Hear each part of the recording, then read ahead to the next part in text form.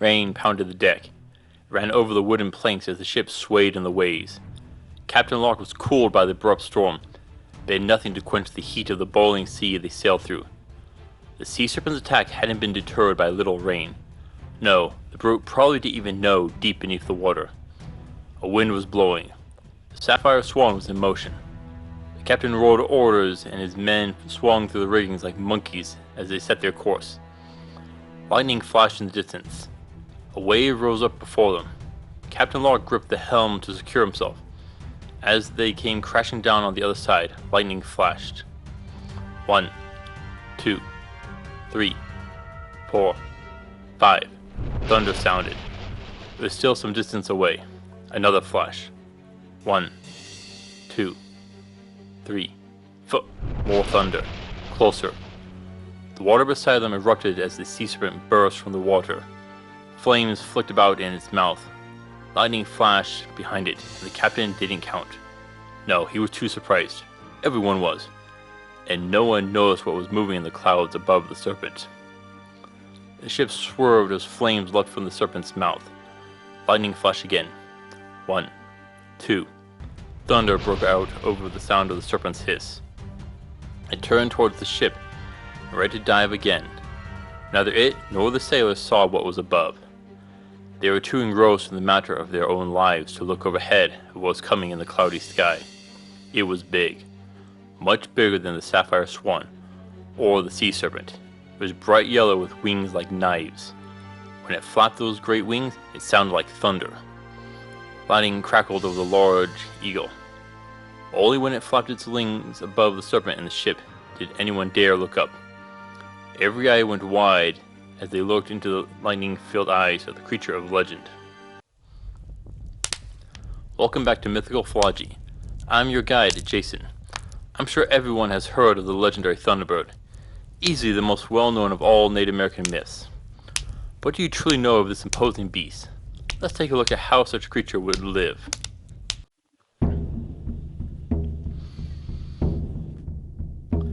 There are many legends of the Thunderbird, and each and every one is different. The Thunderbird occurs in numerous tribes. To understand why, you need to understand that each Native American tribe should be viewed as its own and different nation, and each has their own myths, legends, and customs. That has resulted in there being a literal mountain of different takes on the same creature. So I am going to do my best to put together as much of it as I can, but I am going to miss out on a few takes of it. Sorry. So what is the Thunderbird? It is described as eagle-like bird, the smallest having a 20-foot wingspan, but the biggest are known to pluck whales from the ocean to eat. Yeah, they're big. They are also described as having teeth within their hooked beaks. I even found one account where it has a lake on its back. That is the source of the rain that comes from it when the Thunderbird approaches. It is brightly colored. It can be so large that it can block out the horizon as it flies by. Yet, the Thunderbird is more than its appearance. It is often described as a guardian of humans, and will often combat the horned serpents. Be careful. Just as rain can nourish crops, it can also bring floods, and thus that is part of the Thunderbird's story. There are accounts of it taking human form, usually a young boy, so it has magic. That could explain the stories of it being a mythical or divine being, but in some it is an animal with multiple individuals. According to some stories, it roosts on a flying mountain in the west. So we've got a lot going on here, but there's one last telling. While most talk about the Thunderbird controlling lightning, bringing rain, there are few that talk about carrying giant serpents which it throws down that do the real lightning. That's a lot, but let's address the Thunderbird carrying snakes first. This is a symbolic relationship. It sounds weird. Why would an eagle carry a snake around? They usually eat them. There is an example of the eastern screech owl. This owl will keep small blind snakes in their nests. The snake gets a nice warm place to live while it eats the parasites and insects off the owl's chicks. This bird also lives in the Americas and could influence the myth. But all accounts describe the Thunderbird as eagle or raptor-like, not an owl. Well, owls are in the raptor group. Similar, but quite different. The major factor in raptors is their wings. They have what is called a passive soaring wing. The splayed primaries even give the knife-like description for the Thunderbird's wings. Perfect, but it isn't. Remember what I said about the Thunderbird eats? It eats whales. And where are whales found? In the ocean. Now, most birds that cross the ocean have the active soaring wings. They're long and narrow.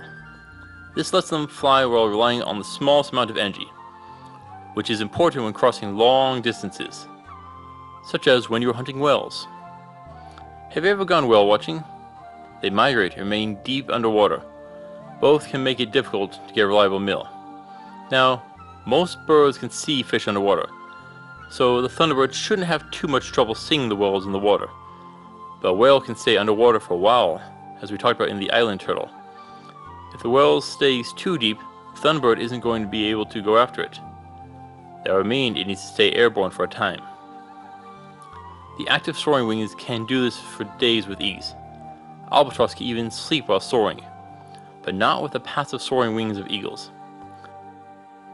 On land, they rely on rising thermal currents to stay aloft, but those are rare at sea. But there is another option. Large waves can create a rising air current. A similar effect called ridge lift comes when a bird flies towards a mountain. The Thunderbird should rely on this tactic to help them maintain flight, but might have some issues while flying at cloud level. But there is another option. What if we change the body to wing ratio? And now we get to talk about Bernoulli's principle. Overly simplified version, okay? Air applies pressure on a wing's surface, but less when it is moving. Is the old blowing between two empty soda can tricks. If done on a smooth surface, the two cans will slide together because of the air on the sides pushing it in. So what does this have to do with the Thunderbird's wings? If the wings are thicker, the air that moves above will need to travel a greater distance than that at the bottom, and thus we get pressure from below. This is a partial answer, but if we shrink the body as well and we enlarge the overall wing size, we should be able to achieve a simulated active soaring without the proper wing shape. But does lightning affect it? How? How is it generated? Well, where does lightning come from? As clouds float through the sky, there's a slow movement of electrons between the clouds and the ground. The bottom of the clouds becomes negatively charged, while the ground ends up with a positive charge. This also leaves the top of the cloud with a relatively positive charge, due to the electrons being unevenly distributed. This is caused by the cloud's shape. The flat bottom can hold more electrons than the uneven surface at the top. It is the same reason that lightning rods have their shape, is to draw the electrons of the lightning. Now, lightning doesn't always go from cloud to ground, but also cloud to cloud. The second one I think is important. The Thunderbird could use this as a form of static clinging and electric propulsion to keep themselves aloft. Now, to store and control the electricity, it could use the feathers as a capacitor system. A normal capacitor uses plates of metal with a small space between them, sometimes with a small insulator between them. This will not be perfect as the feathers rub against each other in flight and will lose the charge. The point tips will also serve as a lightning rod to keep the electrons further inside the body. But lightning is hot. 50,000 degrees Fahrenheit or 39,000 degrees Celsius. Holding that much charge could risk killing the Thunderbird. It would mess with the nerves and the heart. Either one would be fatal to any animal. That means the Thunderbird will need to have its skin insulated from electricity and the corresponding heat. This can be done by using a rubber-like compound or an oil substance secreted by glands in the skin. Also, air pockets between the feathers and body will help. Now, if it is the snakes that carries the electricity, the Thunderbird would still need the insulation, but so would the serpents. Next, we'll need its size. The largest blue whale comes in just under 200 tons, or 181,400 kilograms, and 100 feet long, or 30 meters. Eagles can carry about 108% of their body weight. The largest eagle in North America is the golden eagle, and can weigh up to 15 pounds or 6 kilograms at the biggest, 40 inches tall or 1 meter, and a wingspan of 7 foot 8 inches or about 2.3 meters. We can use this bird to estimate its size, A 200-ton animal is 400,000 pounds. We use the basic ratio and gives us a 370,000 pound animal for the weight of the Thunderbird using the carrying capacity of 108%. That is 2,647 times the size of the Golden Eagle. If we keep the same wingspan to weight ratio, we get a rough wingspan of 2,000 feet, or just under 4 miles or 6 kilometers. Yikes, that's a big bird. That'll explain why the stories of it blacking out the whole horizon with clouds when it approaches. Of course, if it preys on smaller whales, it could be much smaller. If I am correct and the body to wing ratio is changed, then much of that will be the wings and won't result in a mile-tall bird. Still, it is going to be huge. But there may be a workaround. Hold on. The static electricity that coats its body is what will cause the clouds to form around it. Due to its size, water can coalesce on its body. That will create the rain. If it pulls on its back, you get the supposed lake that's supposed to be there. Particularly at the size we have here. This does bring up the problem of laying eggs. An animal that big is going to have trouble finding nesting ground. I think the story of a nesting on a flying island is possible. That would be the safest since it would give fewest predators to deal with. And most would rather avoid such a large creature, especially when it's accompanied by lightning. This would mean that the smallest stories of the Thunderbird, the ones with the 20-foot wings, are probably only hatchlings. Though if it can change its form, it could take the giant form when needed. It could be much smaller, the 20-foot version. This would need to be a spell, a powerful connection to the legend of the Thunderbird's divine nature. I like this for a few reasons. 1. It won't have such a difficult time building a nest. 2. A creature that big is going to need a lot of food. An eagle needs about 6% of its body weight in food a day. For a Thunderbird, that would be 22,200 pounds of food, or 10,000 kilograms. That would be a whale every 2 weeks or so, depending on how much of it can eat. Bones, remember?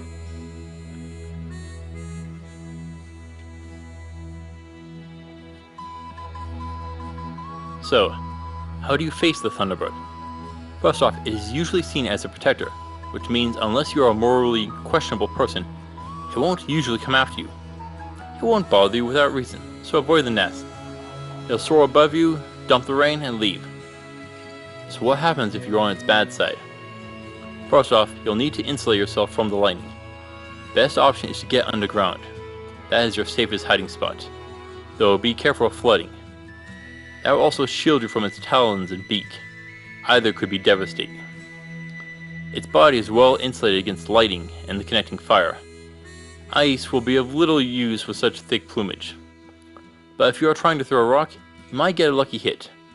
A large rock launched at high speed may be able to break a bone.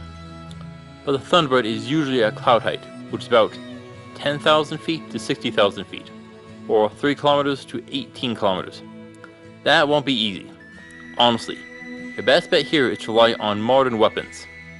A fighter jet using ballistic missiles is probably the easiest way to defeat the Thunderbird. This is not going to be an easy creature to reach in a fight. That alone makes it dangerous. But when it can strike you down without getting close, and that is with an attack that is nearly unavoidable. This is why I'm giving the Thunderbird a 10 out of 10 for difficulty.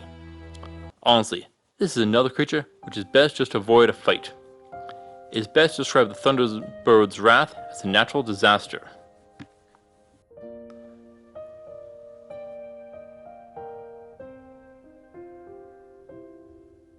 I doubt that you'll beat the Thunderbird. But what happens if you do? First off is the feathers.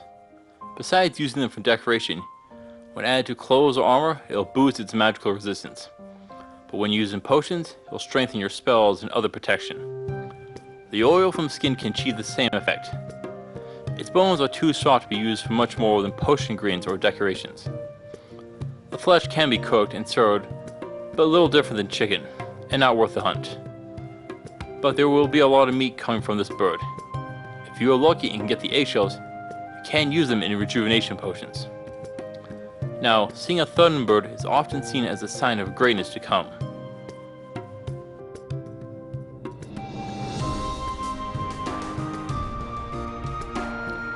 Captain Lark recoiled as lightning struck. Yet, this wasn't lightning. It was the Thunderbird. The immense bird dropped down from the sky like a meteor. In the blink of an eye, its claws pierced into the sea serpent's neck. It hissed and spewed flames that were extinguished as the bird shoved the head beneath the water. It bubbled and boiled before the Thunderbird beat its wings. A sound like thunder arose into the sky, carrying the sea serpent. A wave rose up from the wing beats. The sapphire swan rocked and capsized. Captain Lark was thrown overboard with his crew. Floating in the water, he watched as another wave rose up and came crashing down on him. The audible sound of wood snapped as his ship broke apart. Horror wrapped his face as his home was turned into driftwood. Everything he owned sank into the depths below. He clung onto a piece of broken railing as if his life depended on it. His mind spun as he sought anything he could do, but there was nothing. He was helpless but to float in the ocean with his men beside him. To skirt onto anything that would float. The only blessing was the water was still warm from the sea serpent's earlier attack. That was at least some blessing for the time being. Thunderbird could very easily be a one-sided fight. Thankfully, it usually seeks to protect humans rather than destroy them. Thank you for watching, adventurers. Please return next week where we shall meet the whale wolf called the Ocelots. Until then, I'll see you on the road.